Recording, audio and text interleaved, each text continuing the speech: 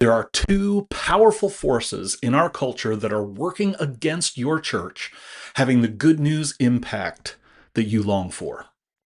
Do you know what they are? And is it possible that without realizing it, you're actually working with those forces and not against them? If that were true, it might explain why you can't seem to get any real, sustained, gospel driven momentum in your church.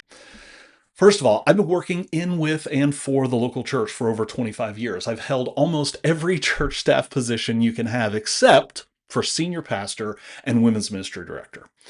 I've been a worship leader, executive pastor, youth pastor, family pastor, children's ministry director, and communications director. I'm still the communications director actually at 3 different churches right now. And not only that, but I've consulted with churches all over the country for the past about 18 years. And during that time, and especially in the last 5 to 10 years, those two powerful forces that are working against every local church, I think, have become stronger and more clear. These two powerful forces working against every local church in the United States are consumer culture and content culture. Now, the first one, consumer culture, that's not a surprise, right? We've complained as church leaders, we've complained for decades about people in our churches being consumers and how difficult it is for most people to break out of that consumer identity.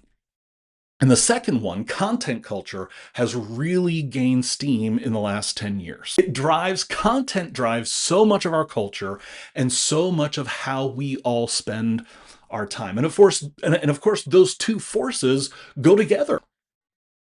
So when almost every message in our culture reinforces that there's something we can purchase to solve every problem we have, that's consumer culture, and there's something we can watch that will hold our attention. It'll entertain us or educate us or enrage us. We love to be enraged, don't we? When all of the messages in our culture fit at least into one of those buckets, if not both of them, that's who we become, consumers and consumers of content. That's how people in our culture are being discipled, right?